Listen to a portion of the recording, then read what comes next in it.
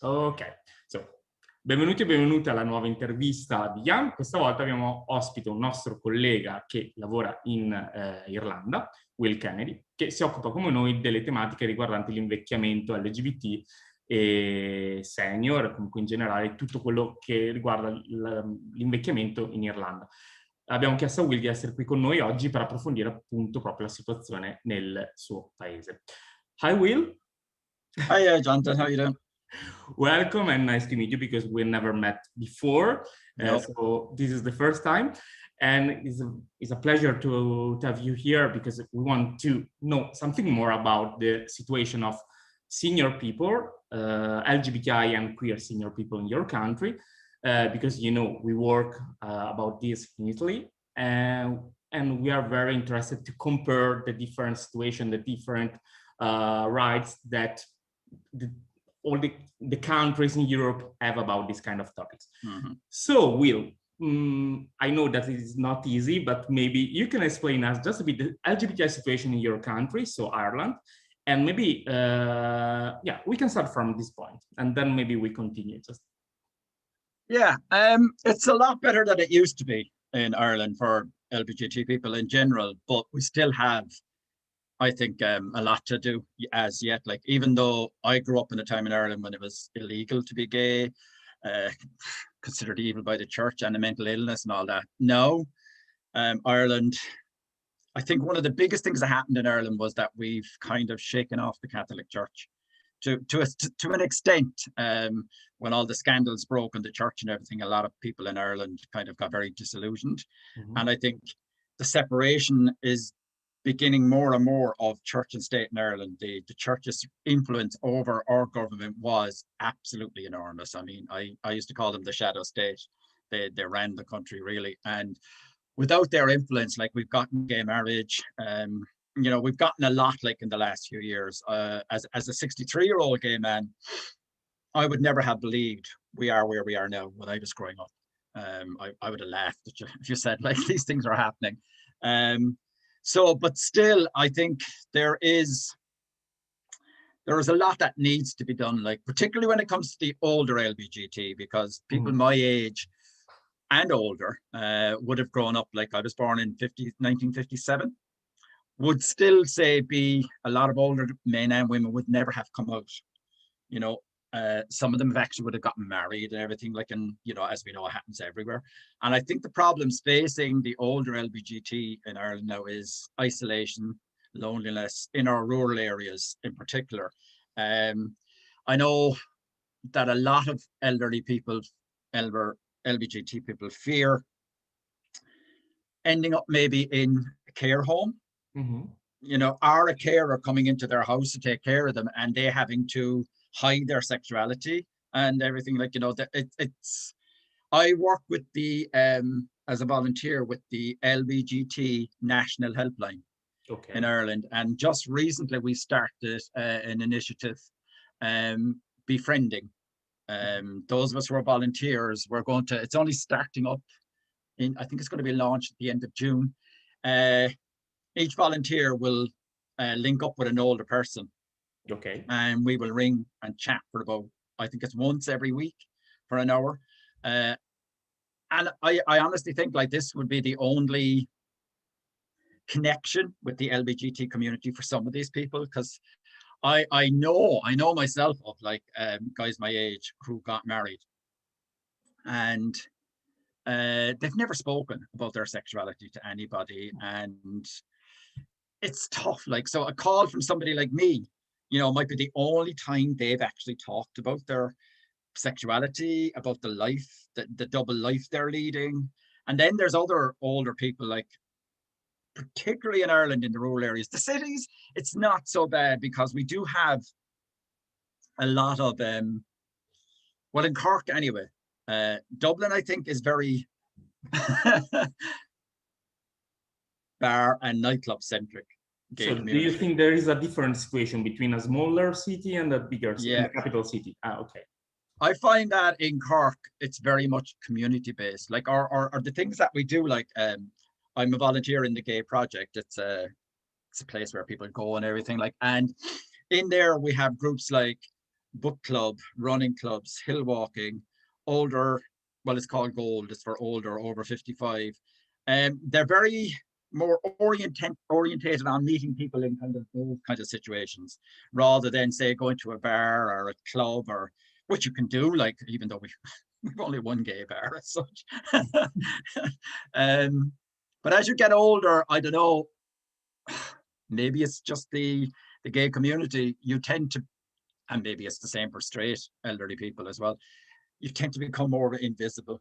And if you know, bars and clubs are really not a place you're going to be accepted. So like, it's the same even in Ireland. Oh yeah, because oh, yeah. we thought that we this problem in Italy, but okay. No, I have friends that say once you reach 35 as a gay man, it's kind of like you become invisible. So it's a common problem, okay. Yeah, I think it's a very common problem. Okay. But some of the issues really then facing, I suppose, LGBT people in Ireland is our health service is one that's really not geared up to deal with LGBT issues at all. Like, my own GP is excellent because I happen to be living with HIV, and my GP is absolutely brilliant. When I first went to him in 2009, I was diagnosed in 2007. I switched GPs. He admitted to me he knew nothing about it, which is brilliant to hear from a medical profession because they're usually the experts. And he said, look, while I'm treating you, it's now 2021, something like 11 years later, roughly. We've learned the journey going on. And I've loved discussing things with him because we talked about, you know, young GPs in Ireland who are being trained. They receive no training on dealing with somebody who's LGBT, somebody gay or lesbian comes in or trans comes in to see them, and they literally have no training or skills in talking to LGBT people. When you go into a surgery in Ireland, you can see information leaflets everywhere on different groups and different things, but there's nothing on LGBT issues. So that is something that we're really working hard to raise awareness in the health profession, because I have older friends. I remember one friend in particular, when he was diagnosed with HIV, it's just, this is really where I work, so I might mention that a bit. He was attending his GP for 2 years with flu-like illnesses, colds, everything. And his GP one day opened his notes and happened to see, oh, your partner is male. It was only then he said, maybe we should have an STI screening or some kind of thing. And like, my friend just said to him, straight people have sex too, you know. Why are you assuming that just because? So the doctor just didn't know how to talk to him, like, as a gay man. And I find more than for the elderly, I'm very fortunate. I've been an activist since 1994. Okay. And I'm open about my sexuality. I'm open about my HIV status. And I just find that sometimes I can forget those people who are still marginalized, still afraid. And that's why I do the work I do. I'm hoping that, you know, we've come a long way now in Ireland. I mean, yeah, there's marriage. I have seen incidents of guys like walking down the street holding hands, which would never happen, like, you know, but the elderly population are completely invisible. Like, we get guys coming to the group, the Gold group for the over 55s, who travel from the country into Cork City, and our public transport is not bloody great. Don't let anybody tell you it is. Like, I mean, you might get a bus from an Irish village once a week to town, to the city as they call it, and you say that might be on the day you want to come for a meeting or anything. So there's a lot of difficulties we have to get sorted out if we really want to help people. And I think the initiative of the befriending on the phone is going to be really great, like, because you do get a number of calls when I'm on the helpline. Although I have to say the majority of our issues nowadays are really trans issues. We get a lot of calls on the line, and that can be from older or younger. I mean, it's very difficult for an older person, I think, more than a younger, if they're late in life. You know, if they're coming to terms with transitioning, because again, in Ireland, there's no really great service for trans health service in Ireland for I know trans friends who had to go abroad for surgery and everything. Like, it's takes so long here. Only one question about the project that you were talking about right now. That is a phone project or is even a chat or something? I don't know if I understood well. You told something like a chat, but I Oh understood. yeah, it's befriending over the phone. There's different ways of doing it. Like we've trained with a London group in London in England, and they do befriending where you go visit. You're teamed up with one person and you go visit them. But they've decided for the moment, like this is just starting up from our group, the LGBT Ireland group. They're just starting up the befriending. So they said we'll go with the phone first, because I'm also a volunteer on the helpline, and this is kind of separate. I will be assigned or linked up with maybe they'll look at my profile and they'll talk to the elderly person and think, okay, you might be more suitable to talk to Will. And then once a week at an arranged time, we will have a phone call, checking in on, you know, how they are, what they're doing. Because as I've said, we're mainly trying to reach out to rural areas, because if I think it goes for any younger LGBT, but particularly the older LGBT, who has never ever spoken. If you're in your 70s, I'm saying 70s because I think 63 is young. If you're in your 70s, like you're anything, and you haven't spoken to anyone ever about your sexuality, or living in a small little tiny village, nobody knows about you. It's a desperately lonely life. Like it's one thing not to be avail of the miserable services we have, but if you can't talk about yourself to friends, to family or anything, and you spend so many years not. And then there's also the ones who are out. Their fears is when they live on their own, saying that they become incapacitated, get ill, they have to go into care or a home or something. How are they going to be treated? Will I have to go back into a closet? And there's also the issue, I think, for older LGBT. Well, actually, I think it's probably for anybody older, but particularly for LGBT older, it's in a care home or something. It's kind of thought that older people don't have a sex life. Yeah, it's almost yeah. And so you're in a home, you're still active, you're still going, what do you do? Like, and I mean, particularly if the staff and everybody know very little about LGBT life, like, or anything, and who, you know, you must just watch the TV. Just watch the TV all the time. Yeah.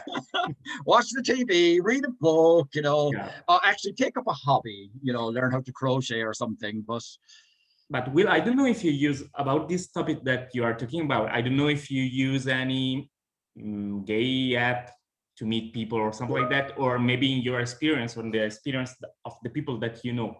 But do you know that there is any discrimination against senior LGBTI people in the chats, like Grindr or something like that? I don't know. I think about, let me get the dates right. Take your time. I think it was about 2016. I went back to, I went to college in 2016. I got a degree for my 60th birthday. And when I was in college between 2014 and 2018, I discovered Grindr.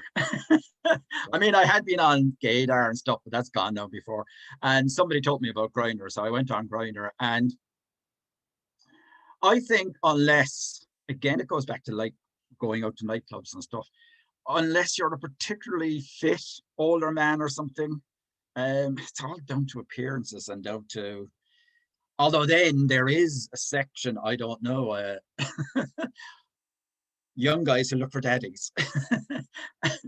And I particularly am not into that. The minute somebody calls me daddy, I'm like, I get a bit. But I do find there's a discrimination. It's almost like you shouldn't be there. You know, what are you doing on this app? Like, you know, I mean, it's for us young guys. And then there's a double discrimination if you're older with HIV. I'm open about my status.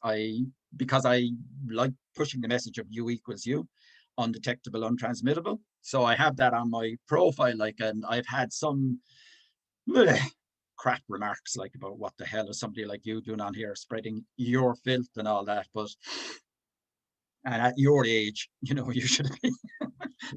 No, actually, it's very important, this part, because we are starting now a new project with our organization that is called Plus, that work only with MS and LGBTI sexual health topics. just about senior and HIV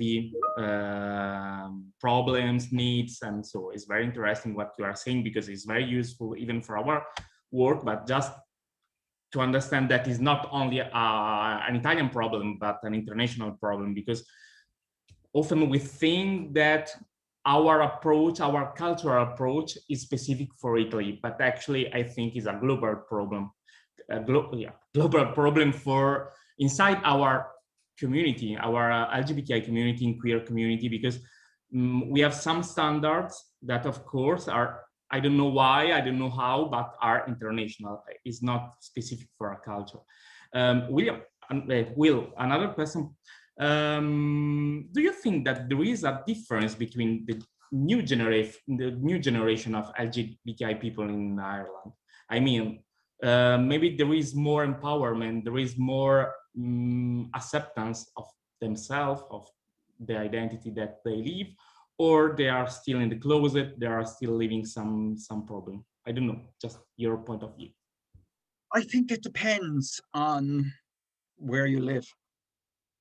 In the cities, it's very easy to be out. You have access to a lot of support, like the Gay Project, where I work, to have the youth group for 16 to 25-year-olds, I think. There's a lot of outreach. We have an organization, Belong To, which is completely a youth group. It's kind of all over Ireland. We have Gender Rebels here in Cork, which is a very young trans group. There's a lot of support that there wouldn't have been, but in saying that, we still have a national LGBT helpline that's operated every single night. I do it twice a month, every second Tuesday. And on that line, you do get calls from young people in rural areas that are like nervous, afraid about coming out. But as I've said, a lot of the issues, it seems to have moved on to trans issues, are a lot of the calls in the last 2 years. Because for gay men, I think the strange thing is, I get phone calls sometimes from the parents of young LGBTs coming out, and they're worried about their sexual health, about what's going to happen to them, will they end up alone? And they always make this statement, almost every one of them, but sure, it's fine now, you can get married. And I'm like, marriage doesn't solve everything. You know?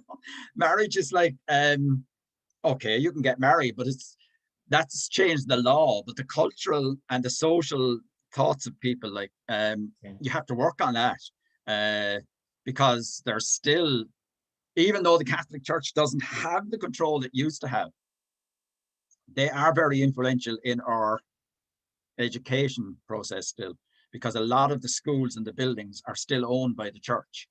And just a week to 2 weeks ago, it came out that the Catholic Church, sexual education, shall we call it? It's not. It's a very Catholic theme. They're actually teaching. Now, they say it's not going to be compulsory, but if you're going to Catholic schools, which the majority of the schools in Ireland are, they're going to be teaching that marriage is between a man and a woman, sex is outside marriages, like sex is only for procreation. So LGBT sex, obviously, particularly between men, not resulting in children. They're going to be teaching all that in a country where these kids are at home, some of them with 2 women for, you know, their parents, others with 2 men, some with different things, and they go into school and they're being taught this. Yeah. It's a very contradictory situation to be in, because we're, on the one hand, we have the law and we have everything telling us everything is fine and you get married and everything, and on the other hand, you are now going to have in school systems, if they do it, they're saying that it won't be compulsory, the school will have a certain amount of freedom, but I think it's something like 80-something% of our schools are still Catholic. Okay. Catholic dominated. Like, they would have hardly any priests or nuns teaching in them because they don't have the numbers now. But I don't know how is the scholar system in Ireland, but actually is something like these schools are private or are public schools? I mean, many of them in Italy, the Catholic schools are only private schools. No, as you see, in Ireland, due to our history, the Catholics who weren't allowed to be taught, like the English for years, we had penal laws, we had everything, Catholics weren't allowed to be educated. So all our education was run by the state, basically handed over all the education to the Catholic school. Okay. The states kind of, so even public schools, they're all they were all Catholic dominated. Like, Okay. I mean, I was taught by the Christian brothers. My sisters would have been taught by the nuns. Now they're gone to a great degree because they don't have the numbers, but you still have, because they have control of, say, the buildings still and the land and everything. They still have, or then would be very Catholic dominated influence. But it's not like it used to be. This new religious education they're trying to bring in, they've said that like it won't be compulsory. Each school will have a certain degree of freedom, even if it's the Catholic school. It will be up to the teachers. And a lot of our teachers now, when I was in college, I was doing my degree was in world contemporary religions and philosophy. And some friends were doing that.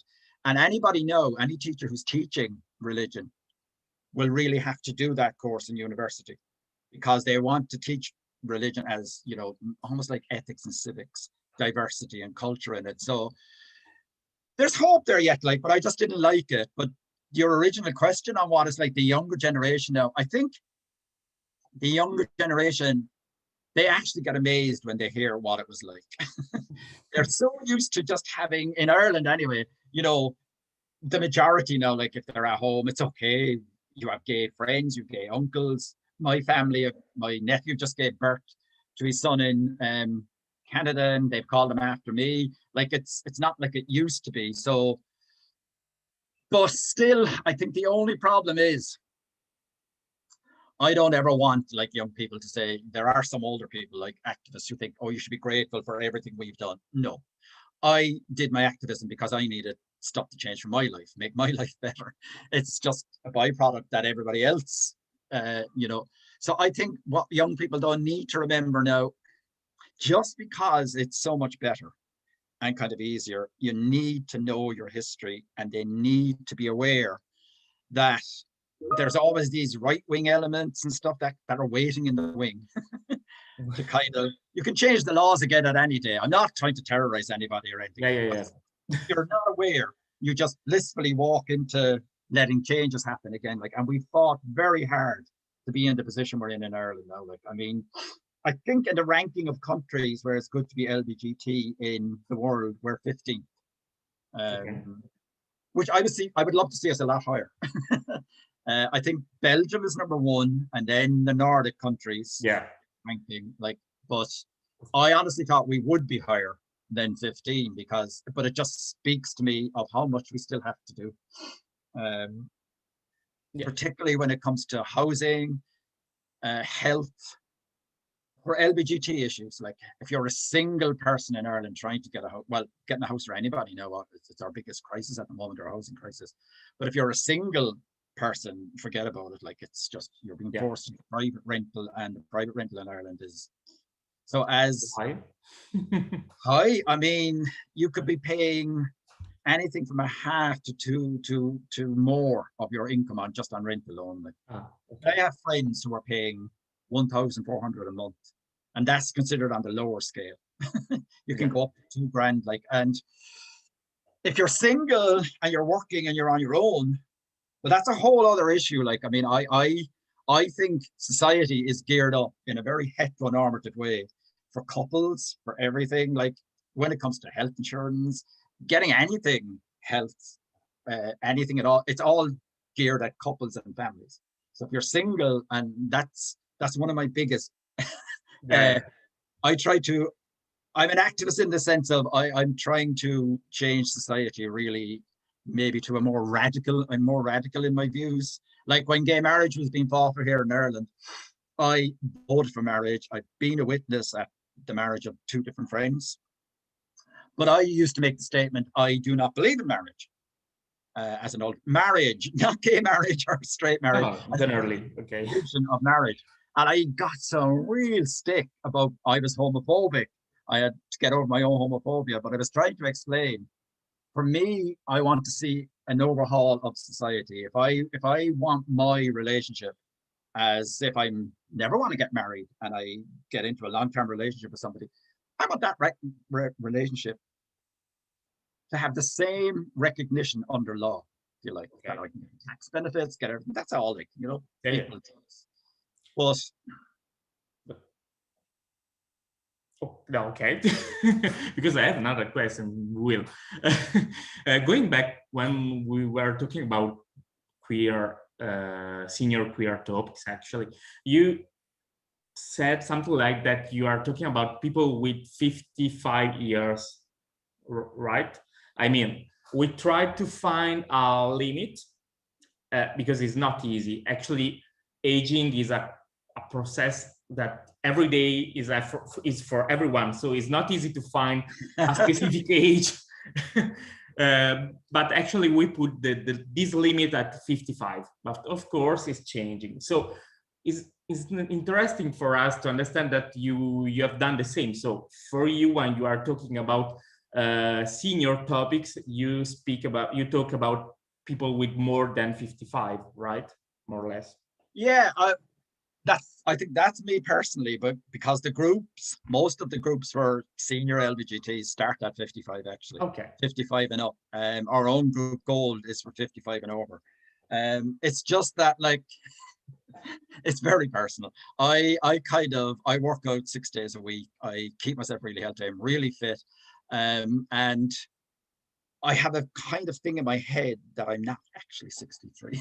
You know, it's like it's this trying to, and then when I go around with friends, like yesterday was Idaho Day, or was it? Yeah, the 17th was yesterday. Yeah, and I was down with some older friends at a place called Youghal. It's about 30 minutes outside Cork City, and we were raising the flag at their county hall and stuff. And I was with one of my friends who's only 2 years older than me, but he's got a lot of health issues. He walks with a cane and a walker. So you can't, I suppose my problem when we say like the older, you can't see us all as one homogenous group, like that we all, you know, just because I'm over 55 and there's other people in the group 60 and there's other people 70 and this, that we're all the same. We have to try to look at the older as individuals. We don't lose our individuality just because we get older, you know. Yeah. No, yeah, I was asking you that because actually in the Mediterranean cultures, we think that is a problem for us to approach to the aging process. So maybe in our mind, we think that in North Europe is different. So maybe you have a different approach to aging, but probably it's not. Maybe it's something subjective. I mean, it's very personal. But I don't know, maybe in your culture, you speak more or you accept more to age. I don't know, because it's very something very. I think the Irish attitude to age is really, it's getting a bit better. Like, I mean, before, you know, you reach a certain age and that was but it's still, I think once you're definitely once you're about 65, your pension age, I think, is 66 still. It's going up, but okay. I think it's 66. And once you've reached that, it then says old age pension. Okay. And then you really start being treated differently. You're a senior, and it's like, that's when you get things from people like, oh, you know, do you think of taking up chess or maybe reading a book? But if you say you like hiking, you like skiing, you like this, like, no, you're an old person. You shouldn't be doing these things. You cannot do anymore what you liked before, actually. Yeah, there's something about, I mean, I have friends younger than me, 52, 53, and they tell me that I shouldn't be exercising like I am at my age. I should not. And when I hear the word should, I say, why?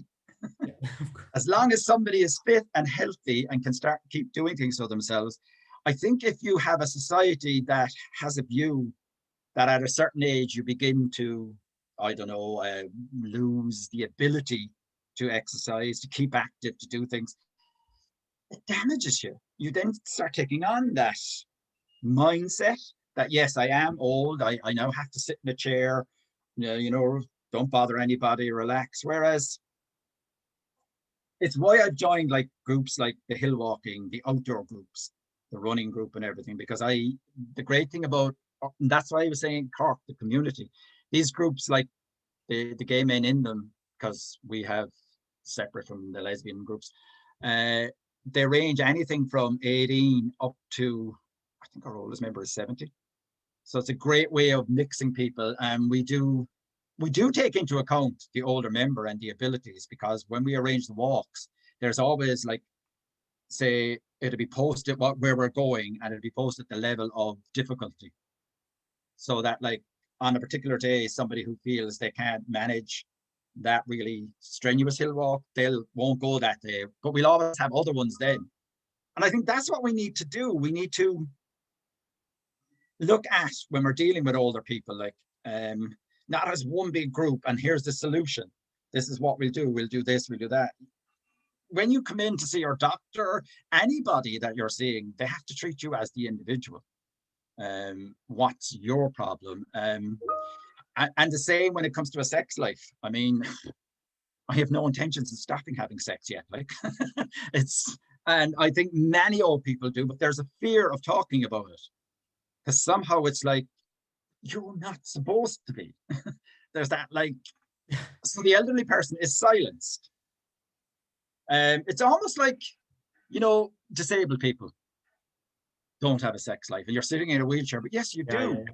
And as you get older, is age a disability? I don't think age is a disability. I think age, personally, I think older people have lived a life, have experienced stuff, have learned how to deal with things. They have a lot of knowledge to pass on. And if they were only listened to, like, you know, that maybe some people could avoid a lot of stuff, like, but it is a big one for me, I think, when I talk of older LGBT issues, the whole area of sex and sexuality. It really is big for me, like, because I get very annoyed that somebody assumes when they meet me or something like, well, yeah, I wouldn't be interested. Like there's a little group, say, where a group of younger men, older men, and somebody is looking at somebody and they're talking about them. And I say, oh yeah, he's really, what are you doing looking at them? Like you shouldn't be. It's like, but yeah, but never to stop what you like to do, actually. This is the main. No, but I think society should be aware of that. Particularly like, yeah, a lot of old people may end up in care, or as I said, have carers coming into their home. And if society isn't aware that older people are still active and still everything, they don't treat them as human beings. I remember my father wasn't gay or anything, but I remember once with my father at a hospital, and he was getting treatment for cancer. Now, it was like you take him in, get his chemo, and take him home. And the consultant one day, my father's sitting there in the chair having his treatment, he's hooked up, and the consultant is talking to me about my father. And I'm like, he's there. he can talk. He has all these faculties. He only has cancer. And I feel that's the attitude sometimes when, as an LGBT older man, you're at a function or something, or a party, it's like you're invisible.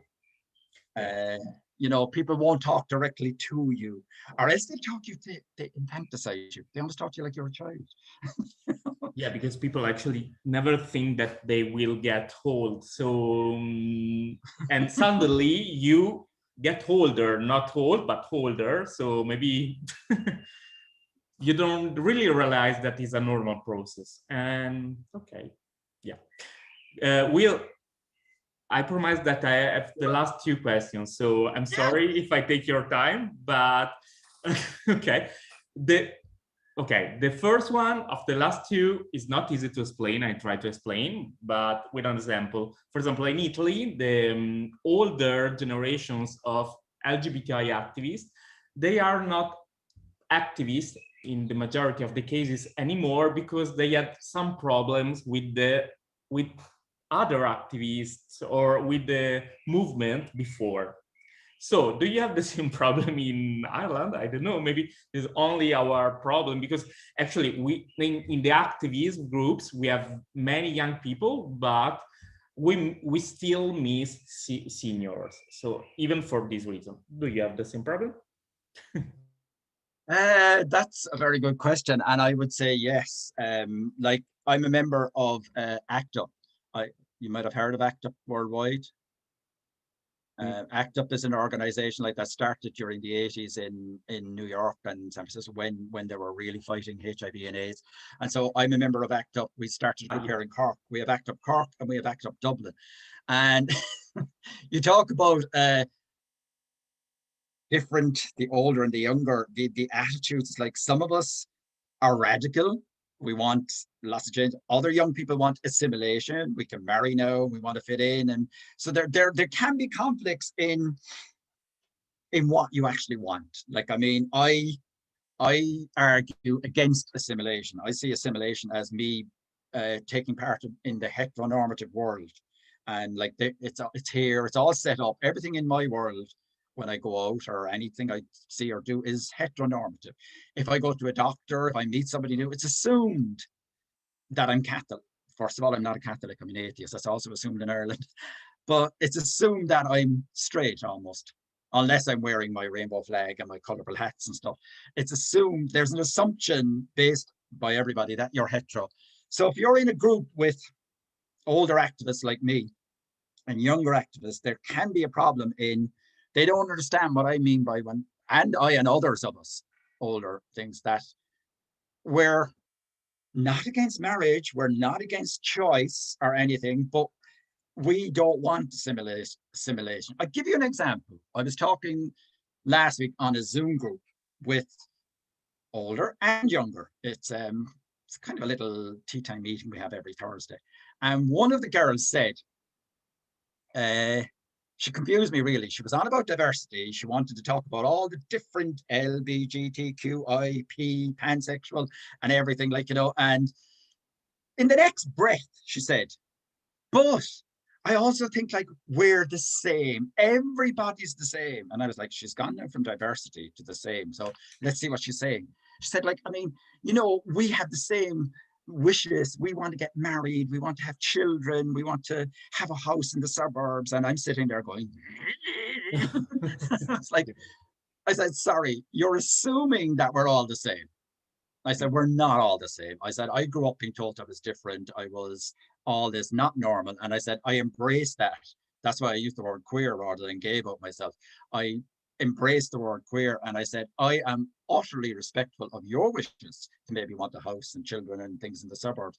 But I also want respect for my lifestyle. So that can be the problem, I think, between older activists. But I haven't stepped out because I believe that it's only by keeping in there and communicating that we if I want a certain way of life or anything, like, you know, and just because I'm older, if I step out of it, I'm just going to watch a whole other range of LGBT issues being dictated to me by younger people. Yeah. They're not aware of my views, and they may think they're doing what the older person wants. But I believe it's vital for the older LGBT people to make themselves known, have their voice, and be visible. Otherwise, as I say, it's going to be dictated by the up and coming generation. Quite right. They're the generation who want what they want now, like, but there has to be inclusion for everybody. That inclusion has to be the whole lot. Working together, actually. Exactly. Working together. Yeah. That's what, and I find it works, because that young woman that day at that meeting who had said that, we had a good laugh and a conversation about it then, like, and you know, how can you be on the one hand for everybody diverse, every little, she wanted to take every letter, LBGT, get one person to talk about what lesbian meant to them, one person to talk about what gay, one person who was trans, one person who was intersex. And I said, it's a good idea, like, but I said, you know, if you actually think of us as like one whole group that comes underneath queer, we don't need then to be dividing ourselves into little things, because those in power, it's a great weapon, divide and conquer. If you're all there fighting for, I want this heard, I want that heard. Yeah. But if we can fight as a unit, I believe, and that's what I actually think, it's okay. It's actually, in a way, maybe I sounded a bit pessimistic. At a lot of meetings I've been at with young people in Ireland, it's up to the older people themselves to keep involved. I mean, I'm still very active, and I'm still involved in a lot of different things, like support groups for HIV. I'm in ACT UP, I'm in a lot of stuff. And if there's other older people who want stuff and don't get involved and don't say it, just like anybody else, it won't happen for them. We only make change by being heard and being visible. So it is actually, yeah, it is okay. I mean, there can be very heated discussions, and I'm sure you have them yourselves in your group. There could be very heated arguments about how people see society and our goals and aims, but nobody has killed anybody yet. Yeah, I think is not a very easy topic to talk, because actually there are many details, many things that very specific and related to the story of each organization and each problematic, and so it's not easy. Yeah. Will, the last question, going back to the daily life, there are, for example, any problem for a partner that goes to the hospital to make a visit to his partner in, I don't know, in hospital or in the specific place for senior people? And I don't remember if we talk about it during the interview, but in Ireland, do you have any specific co-housing or other kind of things for senior people, LGBTI senior people? I mean, like, not co-housing, yeah, even co-housing, but not hospice. I don't know how to explain in English. Place where senior people that are not independent can stay just for LGBT community. Yeah, I know what you're talking about, co-housing. It's something that we're really working on. I have an American friend who moved here about a year and a half ago, and he's a brilliant activist. I mean, his health isn't great, like he's 65. But the stuff, the work he's doing, because here in Ireland, we don't really have the co-housing yet. We really want it. We've looked at models like in the States and stuff in particular, where there's a lot of it going on. And we feel like that, yeah, it's really needed, because if you're the older LGBT person, say, like that we were talking about, living alone and in isolation, it's a huge problem for them. Like you were saying, partners going to a hospital and stuff like that. Well, the biggest problem for the older LGBT person in Ireland who hasn't been out all his life, or even if they have been out and they're not married now, because marriage kind of settles that. If your marriage is recognized, your partner has all the rights of, your husband and everything. But if you're a single older LGBT person, which many of them are in Ireland, it's still like your family or your next of kin. And we have discovered through this phone befriending we're doing, there was surveys done to see if it was needed. There's a lot of older LGBT person, 20% I think of the people in the survey don't actually have a next of kin, because they years ago, if they came out, families disagreed with them, they were separated from their families didn't want to know them, so they were living on their own. Say a partner had died, so they're now very isolated people, and they've been asked to name their next of kin. They can't name anyone in their family because they're estranged, they don't talk to them. And that's where co-housing could help with all of that, like, because then if you didn't have a partner, you needed to go to the hospital, well, somebody in the housing organization could go with you. We need allies, like, and things for that. Okay. But because I think that the whole idea of, like, before, a partner going to a hospital and being excluded, it's kind of taken care of by the marriage. But that means you have to get married, which annoys me. Okay. So Will, before to leave you, do you have any contact? I mean, if some organization or some people in Italy want to contact you or create some networks or something like that, how they can contact you? Can you give us your email? Or something like that, or website, or do you suggest something to any organization, maybe to the project that you were talking about before? I don't know. Yeah, the one for, to give you I think the greatest information of what's going on in Ireland is lgbtia Ireland. Okay. They're the group that I work with that run the helpline and everything. If you either log onto their page, because I would have to go to their page and I will find the contact details. But we can link. I can email it to you. I can email it to you. We can link in YouTube. We can put that. Yeah. Yeah, I can email it to you, because it's like, it's the umbrella group lgbtia Ireland. It doesn't just do the helpline. It gives information for all the different groups all around the country that are, because I mean, there is so many of them, Jonathan, that, like, if I was to give you one, like, my own contact details would be for Positive Cork, for HIV people, ACT UP. There's so many different ones. But if I'm just thinking of an umbrella organization that covers all of them, lgbtia Ireland would give you all the information that you need, really. because there is, I mean, I'm not pessimistic like I used to be in Ireland. I'm very optimistic. I'm totally sure that you are not, Will. I'm very optimistic about our future, but we need to involve the older LGBT themselves. I compare it to HIV and the stigma with HIV. I battle hard for people to be visible. I don't force them. I don't force anybody in any situation. Those of us that can, we do. And hopefully that might change things. And I feel it's the same about elderly, because when we wanted to change gay rights in Ireland, it was only by being visible. And it's only those who could afford to be visible. You know, there was lots of people who couldn't. But if we didn't let ourselves be seen, we were always that mysterious group in the background. But the minute you become visible and heard, people realize, oh yeah, you're just people. Yeah, we have different ways and things of looking at the world. But Will, do you think that men are more visible than women, or is the same? The situation is the same. In Ireland, it's very much the same. We have strong visible women in Ireland. Okay. I'm friends with quite a lot of them. I mean, yesterday when we were doing the Idaho raising the flag, there was 3 guys, but there was at least 7 or 8 lesbians on in charge of there. Even the lady mayoress, but she was straight, but she has a gay son. Okay. Yeah, there is a very powerful women's, like in Cork, we have, alongside the project, just around the corner from it, there are 2 separate buildings, there's an organization called Link. It's lesbians in Cork, like, and yeah, they've always been, through the whole HIV crisis in the 80s and everything, it was the lesbians really stepped in and did a great lot here, like, yeah.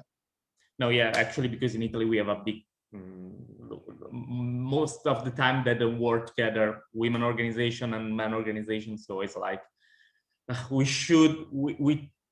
must try to work more together, I think. Oh, Jonathan, like, that I think is worldwide. I know. We have the project, as I said, and we have Link. Each of them do the exact same work. They have youth groups, they have elderly groups, they have this group, that, and they're both getting funding from the state. Like, I'm always like, why can't we combine? We all go to one building, but ideology and arguments. I'm happy to hear that we are not alone, so we have the same problems. Oh no, and my American friends tell me the exact same in the States. They all start off like with the lesbians and gays working together and everything, like, and then there's all the breakups and the arguments. Yeah.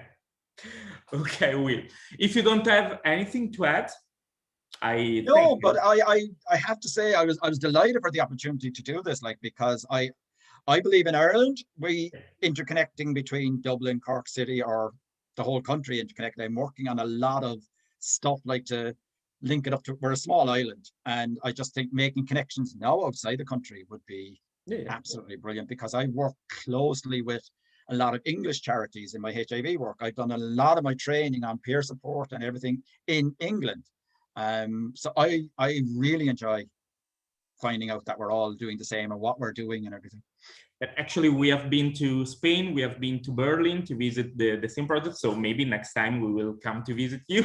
I don't know, maybe. And I would love to go to sunny Italy sometime, because our weather is miserable. Yeah, we will wait for you in Italy, in Bologna specifically. Okay, Will, thank you. And we will upload the video in some weeks. And of course, we will put even the links that you talk about during the interview. Okay? Okay. Thank you. And we wait for you in Bologna. Okay. And you're always welcome here. Thank you. So thanks, Jonathan. And I will